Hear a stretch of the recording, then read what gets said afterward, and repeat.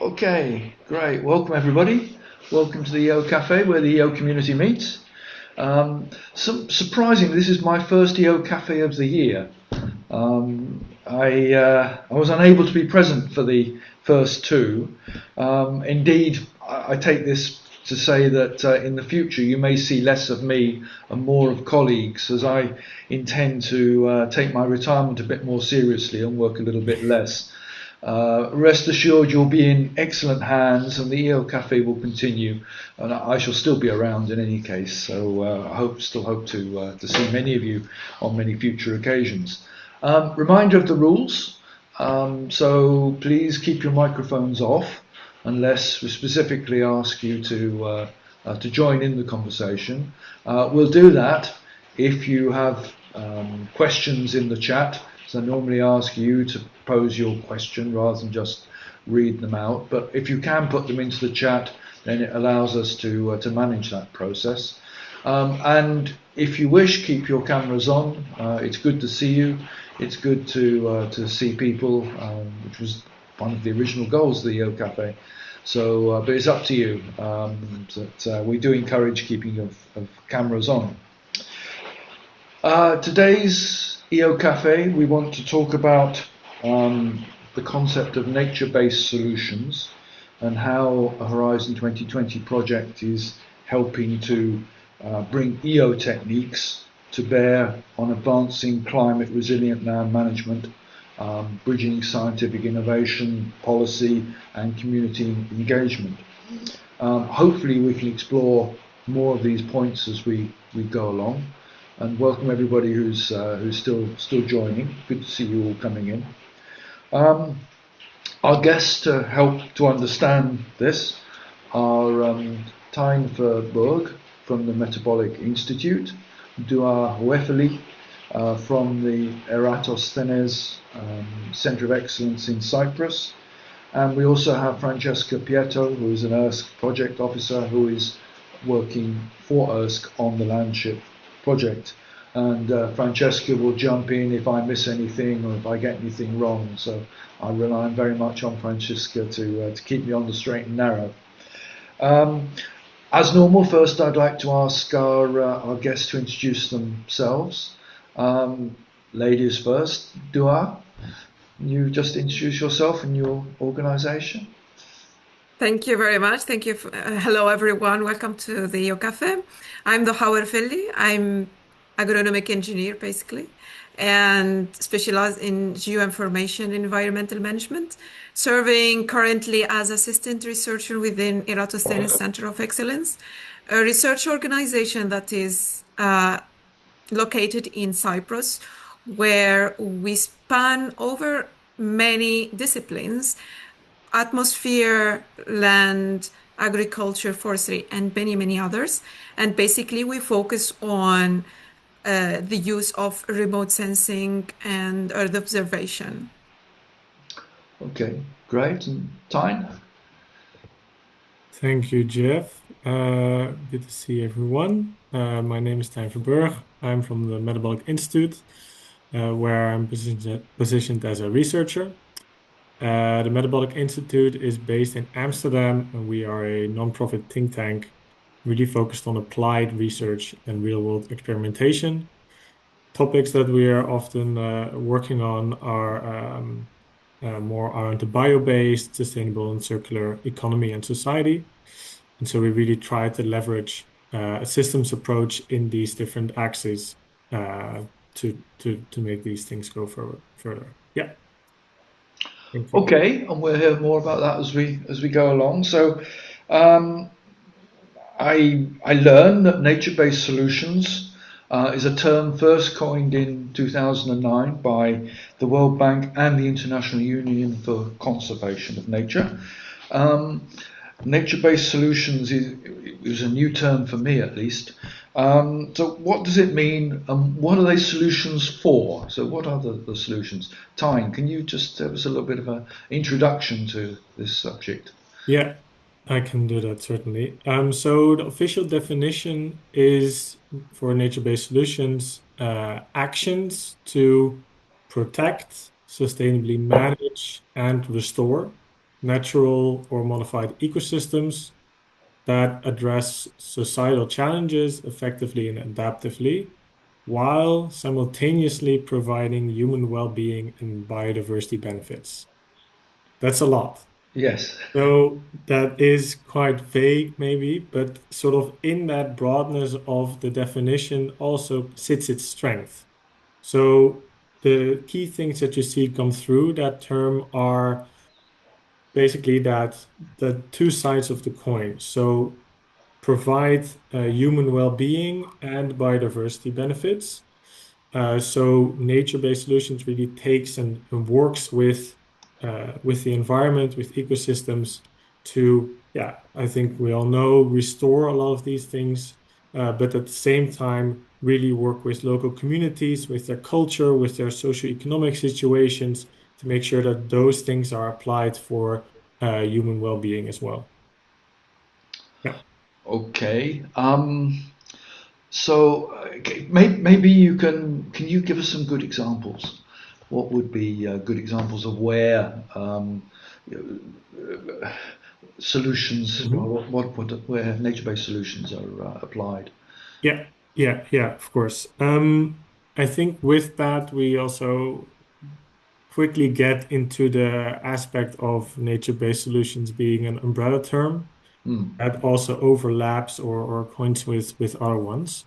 But think of things from the one end to restoration of mangroves, or more sustainable agricultural practices, wetland restoration, um, all these kind of things. And so if we take, for instance, mangrove restoration as an example, um, it is a simple restoration project, a nature restoration project, if it really just focuses on that, restoring that degraded ecosystem.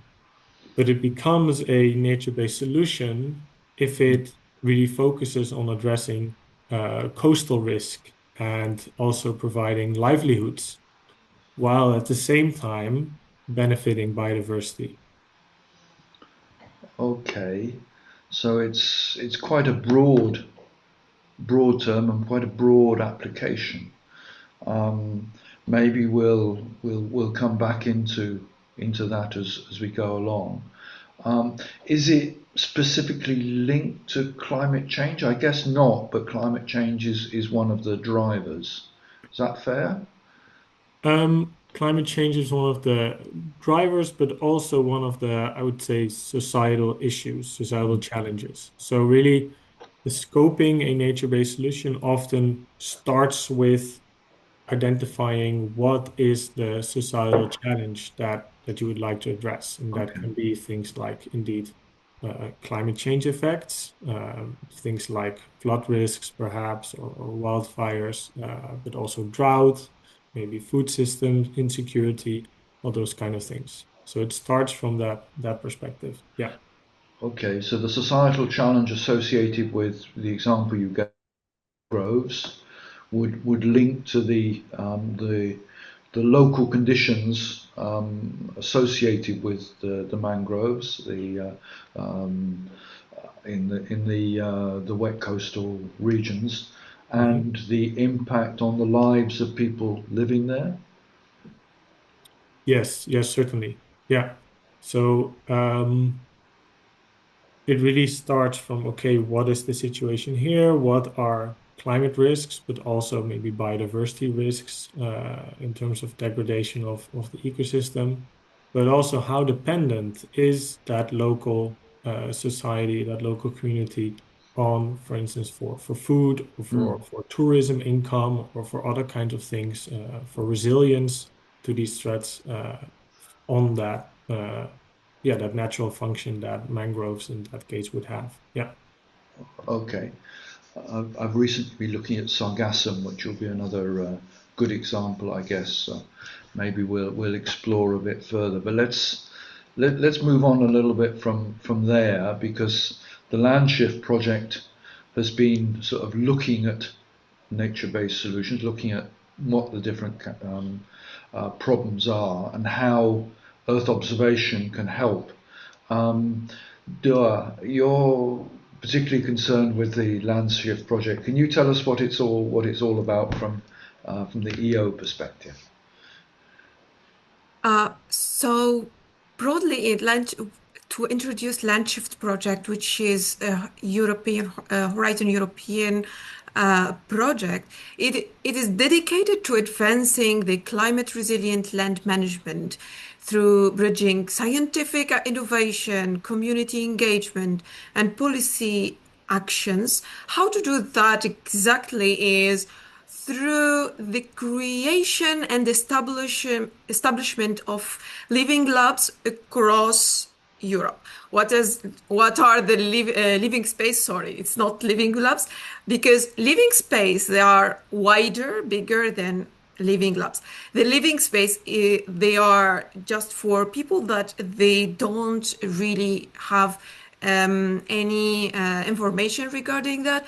They are simply a big co-region where all people or people, authorities, and researchers gather together and co-work together to test and provide solutions in how better use lands. Here, where it comes LandShift, where it aims to formulate all these data, cutting edge and data driven and community supported framework in order to provide them a better solution for management of the land, while combining and binding by the new European Bauhaus, which means that we need to create landscapes that are sustainable, that are inclusive, and inspiring.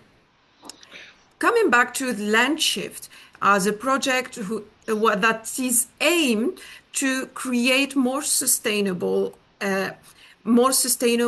landscapes, we see that there is an issue while having the climate change, that the aim is to integrate the nature-based solution into real life. How we integrate nature-based solution, taking inspiring ecosystem functioning in order to provide the best way in order to have more sustainable land use across European Union. So give us some examples of what LandShift is doing to support nature-based solutions. Mm-hmm.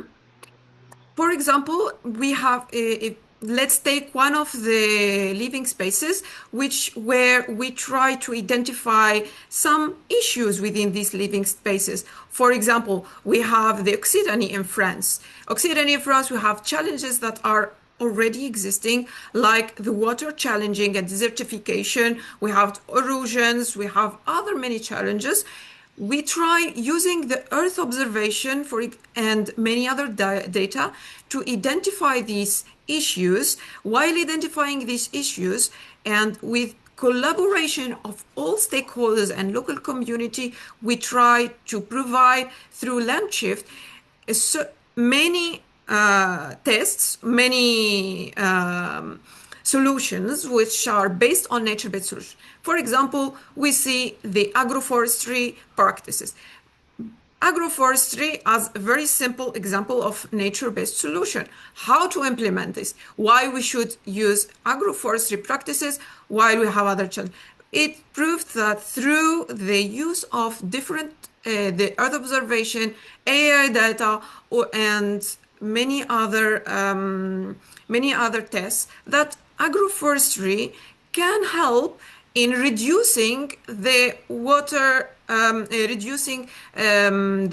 water erosion, soil erosion, and improve the carbon within the soil.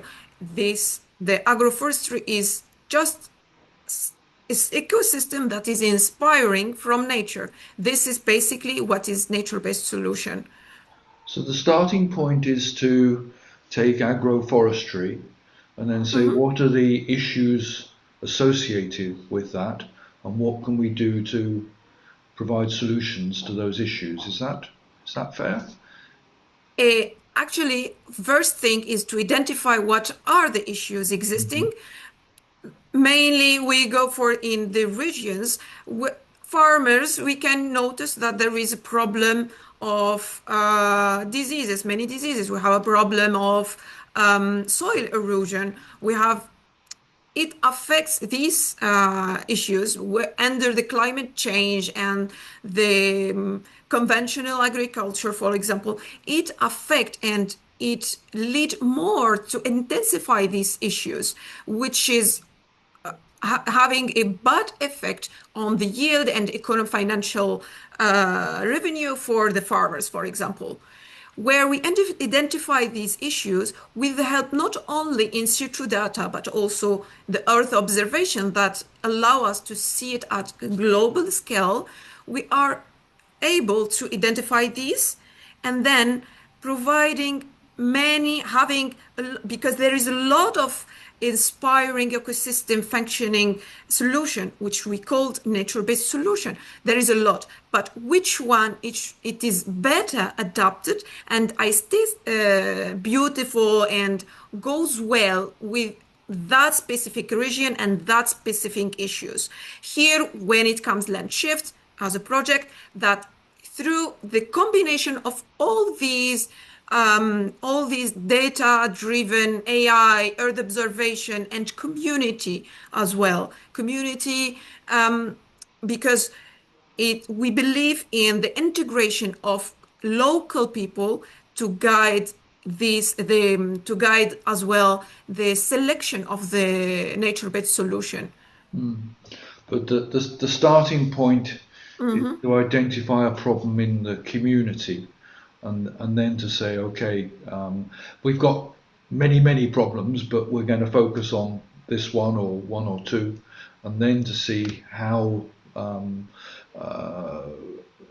the Earth observation services can help to map those, to improve.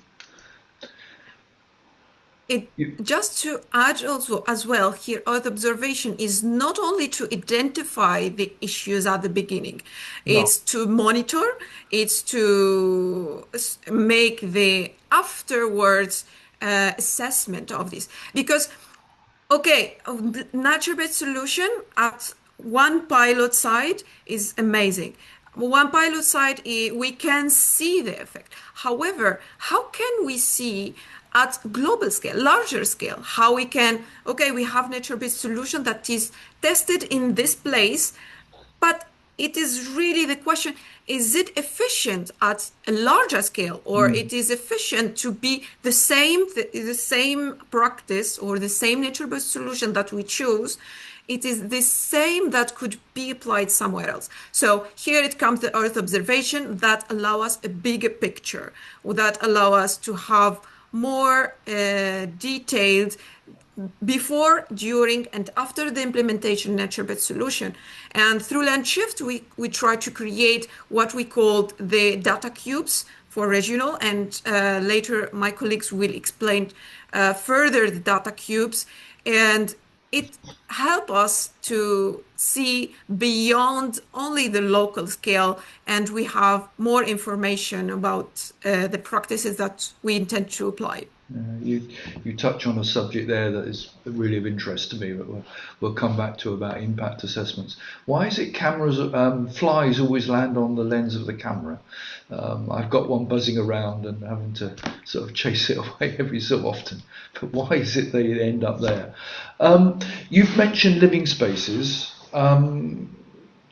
Why? What are the living? You've got 5 living spaces, I think, that you're working with in LandShift. But what is a living space, and why living spaces? Why not just a country or a forest area, or something which is defined by the geographical terms or political terms or whatever? But you have something different, living spaces. I don't know where this concept comes from either, so I'm interested to know about that.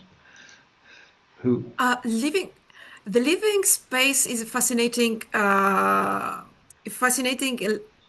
big region where it's not like only one small region or one extent where we can apply what we need. However, when we look at the bigger picture, where we have like people, the local people. We cannot, okay, we can take the geographical extent. However, the meaning behind the living space is taking together the local community, the authority who are in that area able to have more influence and more power to implement, and a researcher gathering all these people together in same round table, we are able to have this co-thinking and co-creation of the solution.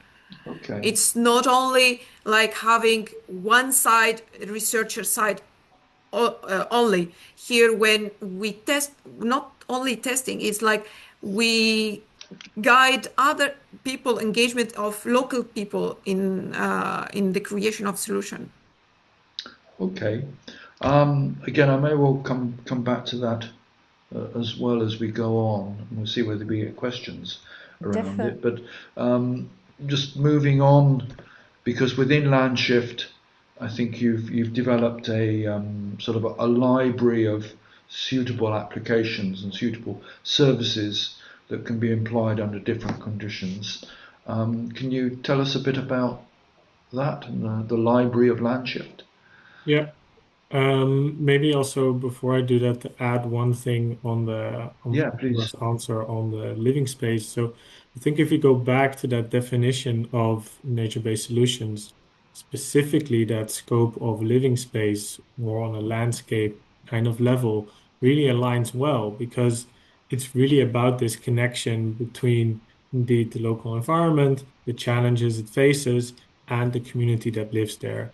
So if we think about, for instance, taking, let's say, a environmental practice somewhere, so maybe planting a specific forest or doing something with the hydrology of a specific location, we want to make sure also that it doesn't provide, let's say, issues or doesn't create issues downstream or Mm-hmm. somewhere else. So to have that broader scope and not just one specific forest or one specific small location is really beneficial there. Okay. If I am to introduce the library of nature-based solutions, I think also the first thing to mention is again going back a bit to that definition. So what I said before with mangroves was a very basic example first, where you see that it can be restoration or it can be nature-based solution, but it can also be other terms. So other terms that we have are, for instance, ecosystem-based adaptation. We have eco disaster risk reduction. We have natural climate solutions. You have the landscape approach. These are all things, all terms that are surrounded now around nature-based solutions, which mean a bit different things. Um, and I think a big thing is about framing.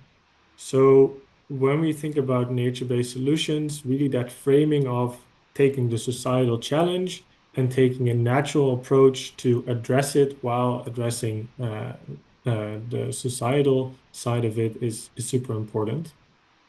And so when we went to go and develop this library, we wanted to both make it so that it really aligns with these living spaces that we have on the LandShift, so that it addresses the land use challenges that they face. And these are things around wildfires, droughts, but also things around land abandonment, um, yeah, water stress, and eventually we see also more things about soil pollution. So a lot of diverse challenges that we have there. But we also wanted to make sure that the solutions that we provide are adoptable by them, Mm. so that the solutions are somewhat close to them. So let's say aligned with the local environment. And therefore, we focused on both a European focus, and we focused on, uh, let's say, collecting a library of nature-based solution case studies of actually proven and implemented projects. So not pilot projects or not, let's say, conceptual projects, but really what has happened close to you in Europe to address the local land use challenges that you have via case studies and proven projects that you can visit as well. Yeah, so that was the focus. I can show with the current result, but maybe if you have other questions before I do so, Jeff. Well, I certainly have other questions, but maybe you can before showing us just Mhm. it's sort of yet another library, and so what does it offer which is not available through other tools and repositories and such like? Great question. Great question. We ran into this as well, and we have sourced and we have gone through other libraries as well. So with there's a couple things. So with nature-based solutions being such a broad term and being not so old yet, it's still quite under development. You see that the term is somewhat misused a bit at times as well. So let's say a green wall in a city is called a nature-based solution often, but it's more of a practice, more of a technology in that sense. So if you don't add that lens of, okay, it's a green wall, but it is focused on this, it has this connection with the local environment, and oh, but maybe foresting urban environments are better, then you skip a lot of these really values of nature-based solutions. So and that's what you see in a lot of libraries, let's say. So a lot of libraries that are existing have a lot of very small scale projects, very pilot projects, projects that don't really have that strong emphasis on exploring the societal challenge, exploring what has happened before, exploring monitoring afterwards, not really proven or visitable on the ground. So these were things that we wanted to address. And we wanted to provide a very European focus to be as closely aligned with the living spaces in our case. And I think one thing in developing it is also that we took that into the navigation of it. Um, so how do you search this library? How do you use it Mm. really to find what really aligns in terms of challenge that you're facing? Okay. Again, I'd like to come back to that, but perhaps you want to illustrate it by sort of again the practical example and show us what it Yeah. provides. I can show my screen here. Let's see. I think this would work. Is that all visible? Yep. All right. So here we have the LandShift nature-based solution library, and there's kind of things you can do. So we browse case studies, can do that just via a list, but also in a map view. And when I say navigation, it goes through these three aspects. So you can search on the ecosystem type, really that you have locally or that your living space or that your region is really focused on. You can search on land use challenges that you're facing or a specific approach. Maybe you already had something in mind there. So let's say, for instance, we take grasslands and shrublands, but we also take land degradation as a challenge, and we take I don't know, soil and erosion control, something like that. You see that via that navigation, each time more projects pop up. Mhm. Um, if I explore one, so I don't know, this one had two. This is a specific project in Basilicata, which is one of the living space regions that we have, which I think is a very strong example for a nature-based solution because this case study really talks about how did this community operated to restore their local land and really build community, restore or actually battle the erosion and degradation of soil that they had, while also connecting a lot with citizens and so forth. I won't go into the details, but a case study looks something like this. You can even also look into basically the whole story of the project. Look at outcomes. So what did they actually do? Risk and considerations, and find more information. So that is kind of how we source. And I think what is really strong in this aspect is really that we tell that story. So really, what did this project intended to do? What challenges did it face? Did it overcome?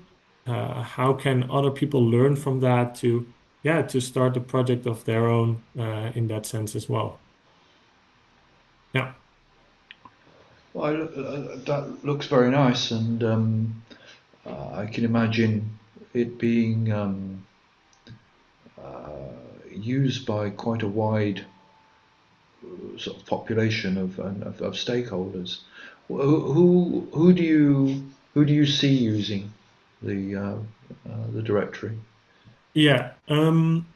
Well, in principle, it can be anything. I have to say that the library is still in the early phase of development. This is the first version that we will have out of three under the project. Right now, I think the focus is more on people that work on regional development plans or that work on policies. But it can also be people that see their local community, see an opportunity, and face a specific environmental challenge and are looking for inspiration. So I think this example that I just showed about the community-led reforestation, that was a couple of people that came together and started to implement permaculture and agroforestry practices and worked from there. So it is also, I think, very inspiring to see, okay, what is actually happening close by to me that I might also join.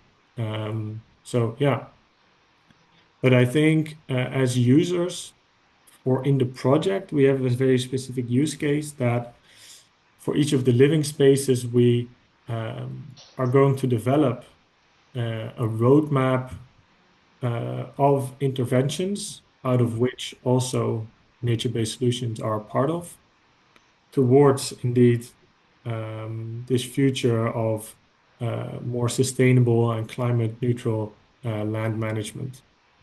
And so in that, we will also utilize this library to see, okay, what kind of solutions? Is it more about agricultural practices or wetland or water management, maybe around wildfire management that we want to really tackle? And what are the inspiring things that are already happening? So the idea is to give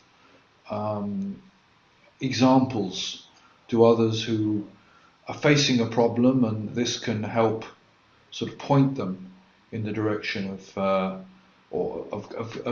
other places. I won't say regions because it's quite narrow, which have faced similar problems, and to give examples of solutions. Is the support available for people wishing to transfer the technology or adopt the technology? Well, we are working on providing also guidance pages here. So we already have one that is a bit more on policy for nature-based solutions. There's of course other aspects like financial aspects of how do you really work to connect and include a local community, for instance. So these are things that we definitely want to add already to the library.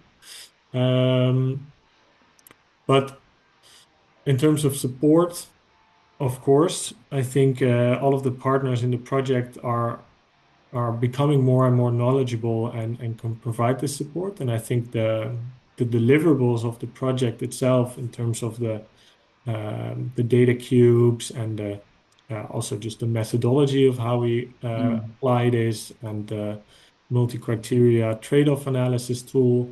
I think those are eventually becoming a broader package of support. And of course, you have a number of companies involved who are certainly looking to exploit the results. The role of Earth observation, Dua, is, I mean, that's presented in sort of user terms, which is great. How does Earth observation fit into the sort of solutions that are presented there? Well, Earth observation, let's go back to the example that's shown by Tyne earlier regarding, for example, the reforestation, reforestation thing. We, as Earth observation, you can see like a small region, and you can try to inquire regarding what is there, how this area is connected to the surrounding, because a forest or a small area is like linked to other parts. It's an entire landscape where we try through Earth observation to integrate like a single data model decision that try to turn the satellite data into concrete solution, concrete interpretation of what you have, what we have at in the current area, and then starting from there and upscaling it, understanding what is existing and what we can do afterwards. For example, going to what is LandShift aims and what's already discussed and mentioned by Tyne, like the data cubes. The data cubes are like just it's harmonized, analyzed ready, Earth observation on cellular data like Sentinel time series, climate data, soil data, land cover, socioeconomic layers, all of these at spatiotemporal grid means that what we have at entire landscape, we can see what is currently is going, and all the information that we have, I understand it through the Earth observation. This makes us more proactive to take a lead into how we can do and how we can act regarding this, regarding what we have as a problem. Earth observation can provide many solutions. It's not only interpreting; it helps us define the entire existing information. A reminder to everybody, if you want to join in the conversation, if you have any questions or observations, it doesn't have to be a question, please put them into the chat and we can come to you for comment. Francesca, I don't know if there's anything you want to add at this stage. I'm going to go on to talk about impacts in a moment. That's great, Jeff. Indeed, no, I think that it's everything. I think that this concept indeed of data cubes. I mean, we use data cubes as a very technical word, right? But the actual living space can already be considered data cubes, because what the living space is indeed, the purpose is both to have this real life environment where the project can identify the land use challenges and the drivers, for example, of emissions and removals, but at the same time create this participatory environment where the stakeholders engage both the local community through policy labs, community labs, really to co-design also these strategies and solutions that are indeed aligned with these regional priorities, and that are also being part of this library and natural-based solutions. So each of these living space already aggregates, right, different geospatial data sets, climate projections, biomass and biodiversity indicators, socioeconomic indicators as well, but also future scenarios. So these data cubes really, and living spaces really supports this construction of region-specific balance scenarios where we can really see based at regional level, at European level, and eventually also international level, how this land-based scenario can also evolve in the future. This is also a very technical, let's say, point from the project perspective, where Terranis, for example, is quite, is involved in also with metabolic, indeed, to understand this kind of scenario-based approach of each of the living spaces. And I know that I think we have two living space representatives, one from Ukraine and one from Poland in our call today. So eventually, if either they want to say something from their own perspective and experience as a living space, I'm sure we can learn a lot. But otherwise, I will put the link of the living spaces and the work that they're doing within this. But all this, indeed, the regional needs are really then well identified within their own LandShift living space. Yesterday, for example, I was in one of the different policy labs that Living Space Occitanie, for example, led by OpenGI, has been doing yesterday, where really its task is really to gather its own community at regional level and discuss the advancement of the project, and also of the different tools that the project is actually developing. That's right? discussed at the living space level or across living spaces? At living space level. So Yeah. yesterday was very much community Occitanie level, but then this is recreated across all the different living spaces with its own, community, from policymakers to land user managers. Yeah. Sorry, Francis. No problem. There are different stakeholders involved in each of those living spaces. Yeah, indeed. I think in particular it's our partner ERDN from Poland that really put in practice this multi-stakeholder approach, right? So to really, it's also based on the quintuple ellipsis approach. So really making sure that across each living space, the different community across the full value chain as well are actually present in the discussion. It's not just the policymakers, it's not just the research or the land manager, but it's rather the full community together discussing all of this. So I think that it's really at each living space, this is what is actually happening right now. And despite different challenges, of course, the different dialogues are actually ongoing. And also from our perspective as ERSC, what we're also trying to understand is also the readiness of the communities in order to replicate and actually uptake and exploit all these different LandShift tools. So we're really now understanding the readiness from the technology, operations, and market level as well approach, as you know it very well, Jeff, of how this community is actually interested or not into uptaking these services. I think LandShift still has a year to go, doesn't it? Year and a half, to go, exactly. So we're really in a critical point now to discuss quite all a of that. challenge bringing together people from the different backgrounds and different interests.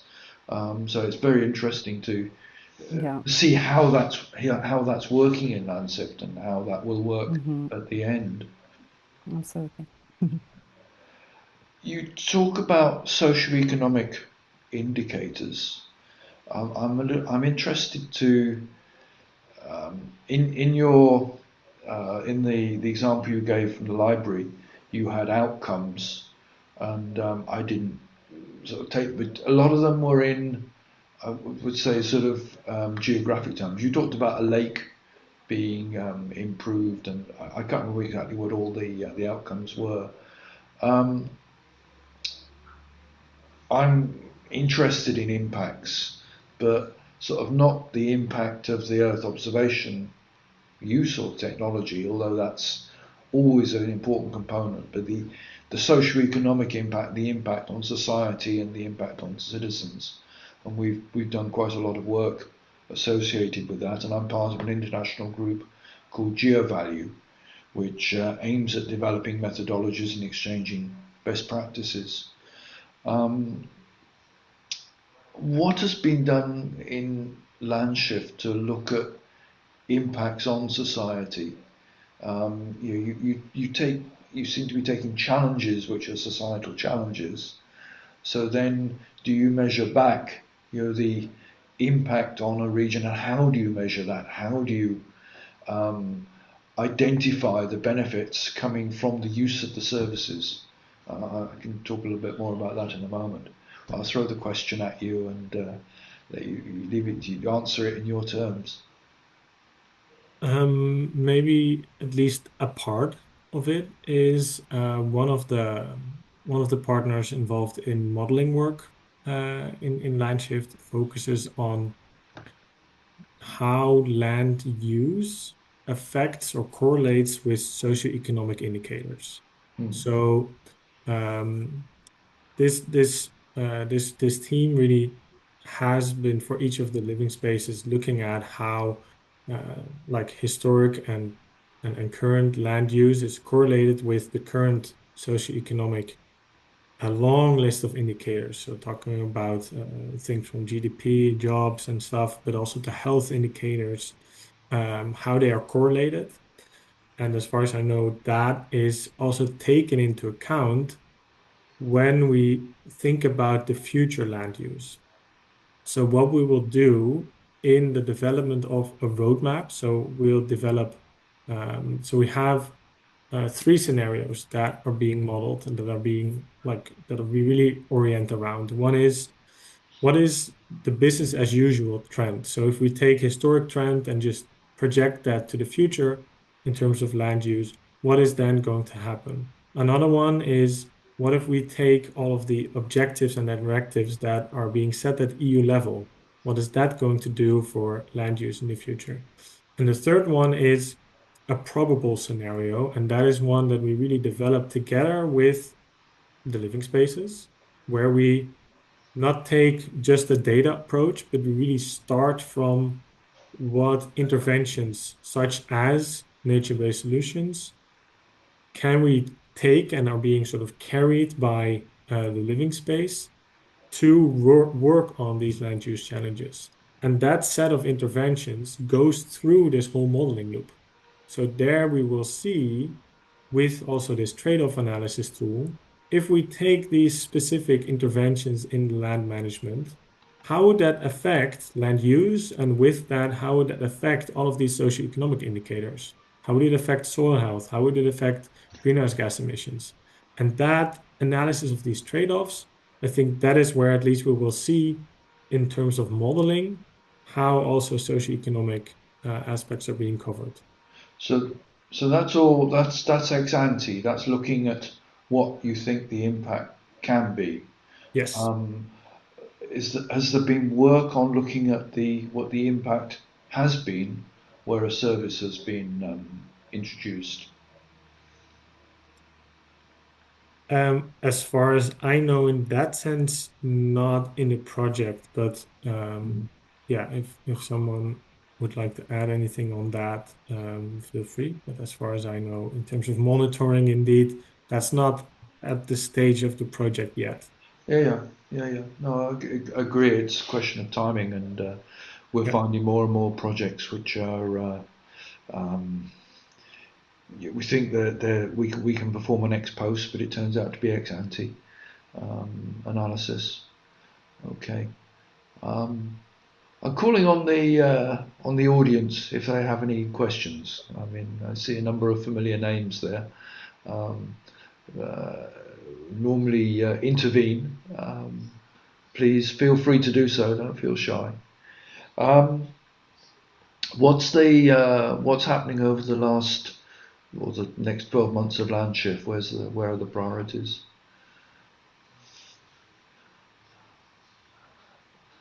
Who wants to take that? I mean, I can tell what we are working for the next coming months, right? For the LandShift has another year to go. Where's the real focus? Yeah, so at least on the sites that we are involved in, it is developing this library further. We're going to add the layer of new European Bauhaus in it. So indeed, how do these case study projects and how do nature-based solutions interact with those axes of sustainability, inclusion, and beauty that the new European Bauhaus talks about in their framework?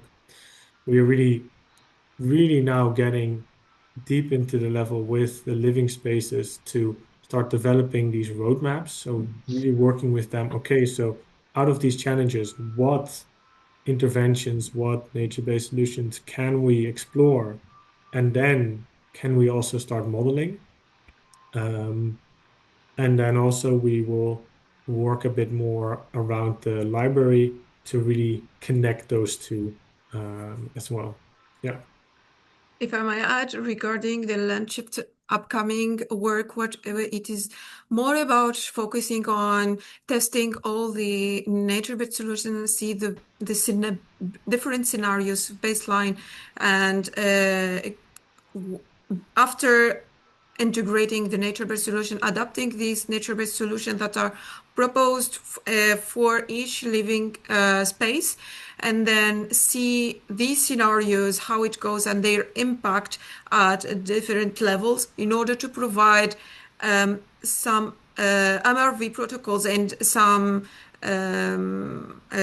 indication and a critical and implementation of the most adaptive nature-based solution to each living space, and then going to upscaling and see where these same nature-based solutions that are identified as best to be implemented within this living space, and see how we could and where we could replicate it elsewhere across the regions of European Union.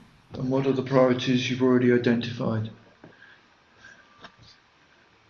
for the different living spaces?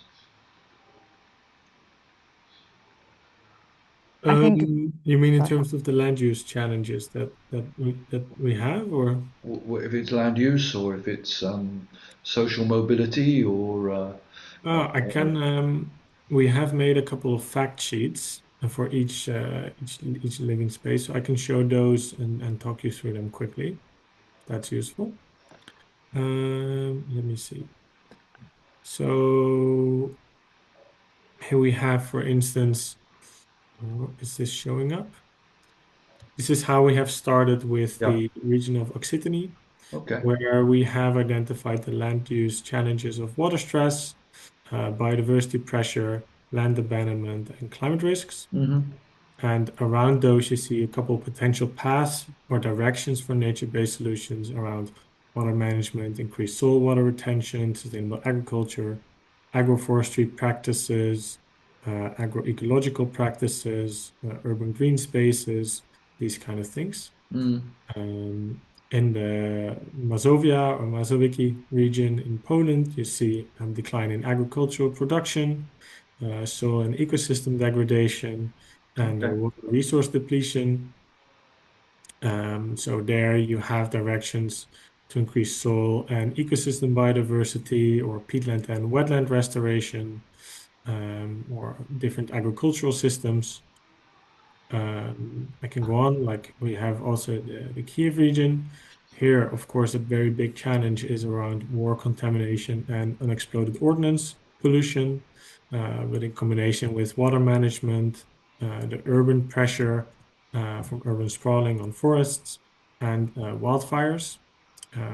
So there, afforestation, reforestation, but also agricultural practices that can boost as well, let's say energy production, for instance, so with sustainable energy crops or other kinds of things, while at the same time trying to restore soil health. I think those are really important directions there. We have Basilicata facing water scarcity, land degradation, wildfires, and land contamination in specific regions. So similar kind of things water retention, sustainable agriculture, reforestation. And then I think last one we have Eastern Macedonia and Thrace as one of the regions where important things are salinization of coastal areas with drought and land abandonment, escalation of wildfires. These have been very severe here. Water resource degradation and urban and coastal pressures. So there as well, I think a lot will be around post-wildfire restoration or thinking about how wildfires can be managed, can be prevented, as well as really effectively using water resources and improving soil management practices. Okay. Yeah. Jeff, we have Adam Seks, who is the leader of the Living Space from Poland, that I would like to invite. Hi, Adam, to give eventually some updates as well, or priorities, also because we're going to meet soon in Poland as well to support interactions with your community as well. So, Hi, Adam. Hello, everyone, and thank you. I just want to say a few words about our living space, the Mazovia living space. The problems he mentions, and I think the major one, the water issue, the water scarcity, the droughts we observed the last years. They are a huge one, and we are really looking forward to see the modeling. We are producing right now, and the tools that will be produced during the project, that will be introduced during the project. So we hope that these tools and the knowledge we will gain will help us with this ecological, environmental problems we observe in our region. So yeah, that's from my side. Thank you. Thanks, Adam. Jeff, sorry, just to also continue just with one other questions, because I know that from, I see Mark, hi Mark, that from Terani's perspective, who's indeed developing all this scenario-based approach and the MCDA tool, I mean, these scenarios modeling will be available, I think, by June. And so also the living spaces will actually have access to test this. Is that so? So it will be also a way from the living spaces to test these solutions and see how they're actually working for implementing these solutions. Mark, maybe you have 2 words to say on this. Yeah. If you want, good afternoon, everybody. Yes, we are indeed developing the tools which will allow the local stakeholders to get access to the different scenario we can plan on in terms of land use in the living spaces, and more than that, to make a kind of comparison in terms of performances between these different scenarios and performances depending on 3 or 4 thematics, which can be the ecosystem, and the food impact, but also some socioeconomic impact for each type of land use, and based on these modeling actions, which will be handled by other partners, we will, and that's the objective, provide the local stakeholders with a tool which should enable them to compare and give a kind of ranking between the different LandShift scenarios they can produce on their territories. That hopefully will be available in the next month. And that's the objective. Okay, thanks, Mark. Good to see you. I just want to take the question that is it Lanyue has put into the chat. Do you want to join us, Lanyue? And you're asking about the time frame.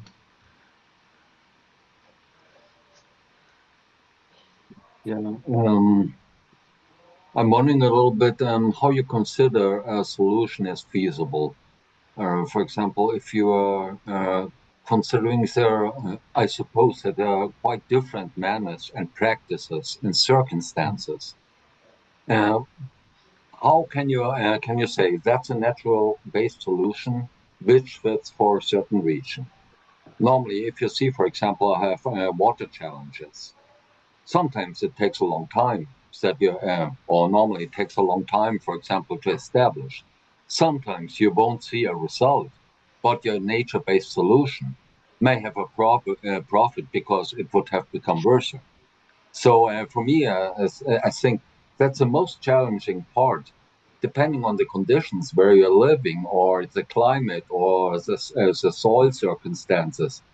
I think that's for me the most challenging part. At what point I consider a nature-based solution as feasible for a region or not?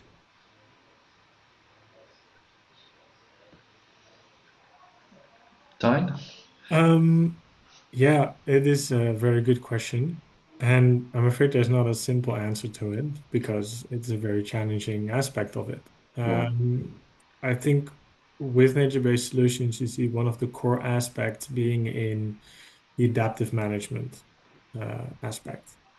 And so to assess whether something indeed is really, really working and to assess whether something is not causing issues downstream or that it is being sort of integrated and uptaken by local community, that it's well managed after its initial implementation, requires monitoring, requires continuously evaluation and learning.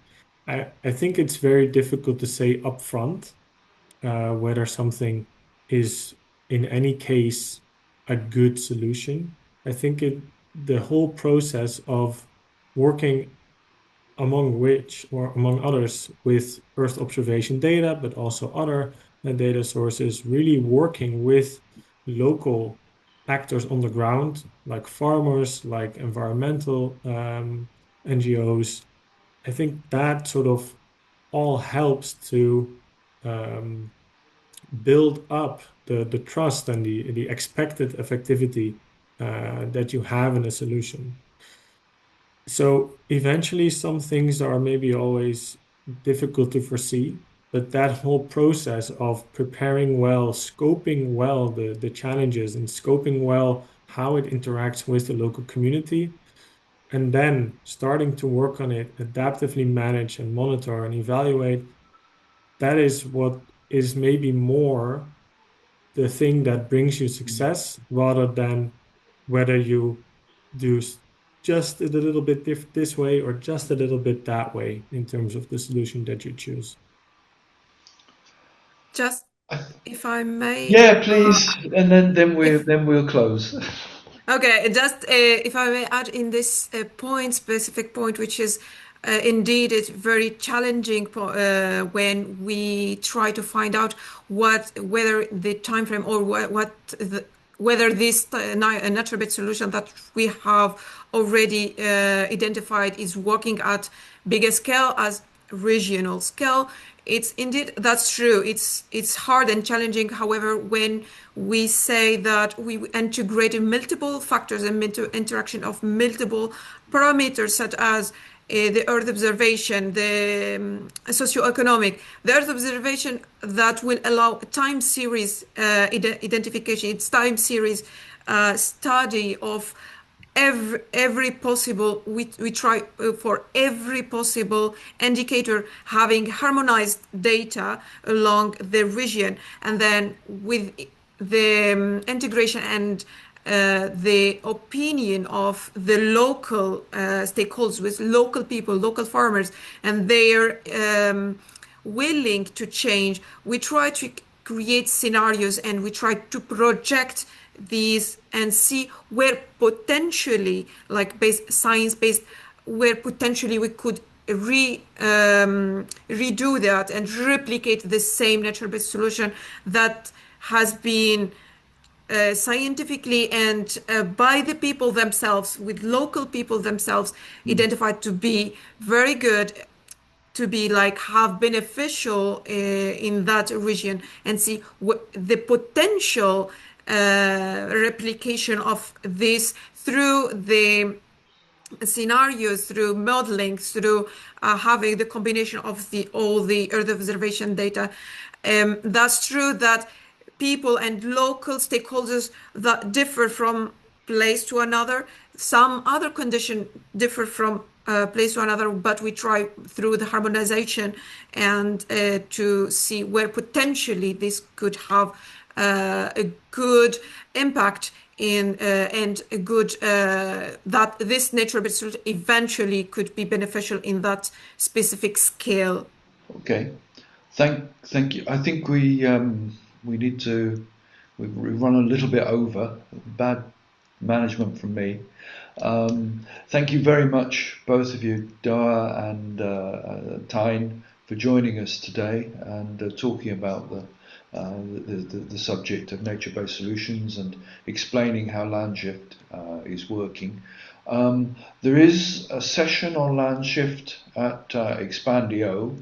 I don't know if you want to very quickly, Francesca, say anything about that, or Tanya. Thanks, Jeff. Indeed, it's a work doing, of course, with Tanya. But indeed, we are envisaging indeed Expandio as a venue for having a LandShift natural-based solutions session, especially also to explore, let's say, also the European, let's say, component. So here we really much touched upon, the regional and local component, but I think also understanding how at European level all the different directives as well can inform these decisions are really important. And indeed, the idea is to bring some living spaces leaders, but also other public authorities to really engage in discussions into drivers and challenges into this topic, and see eventually also at European level how to readdress this. Also, just from one side, one thing, Jeff, we from our side as ERSC as well in terms of work that we're now starting as well is everything that it's about replicability as well, right? So ERSC is really implied into the exploitation perspective. So we're really going to assess now with all the different partners how all of these services and results, of course, will see the light as well after the project. So thank you very much. So if you want to learn more and discuss more, then join us in Expandio in June, I think. Are the dates coming up? No, maybe not. Tanya, you want to talk about the ERSC Awards? There's still opportunity for people to apply to nominate for the awards, both the Product Award and the Startup Award. Deadline's 3rd of April, is that right? Yeah. Yes. So you said, just to clarify, Expandio is 10th and 11th of June. The registrations will open on Monday. So if you want to join us, you'll have the opportunity as of Monday. And for this, indeed, product and startup are still open for application till the 3rd of April. That's the QR code. In a second, I'll put the link in the chat. I can't share it now because I'm screen sharing. But yeah, we encourage everyone that's either a startup or an EO company that might be here in the audience to apply for those. It's not restricted to ERSC members. So I hope to see some of you apply for this. That was it. Thank you. Great opportunity there. Get some recognition and publicity for what you're doing as a company or from your products. Thanks everyone for being with us. Next, EOcafe is looking about solutions for ports, specifically tailored towards ports, and that will take place on the 16th of April. So hopefully see many of you with us then. We'll now close the formal EOcafe. As you regulars know, we just keep the microphone open if anyone wishes to join in and say anything they want to, really. Tell us about the EOcafe, tell us about the questions about the projects, and see you next time.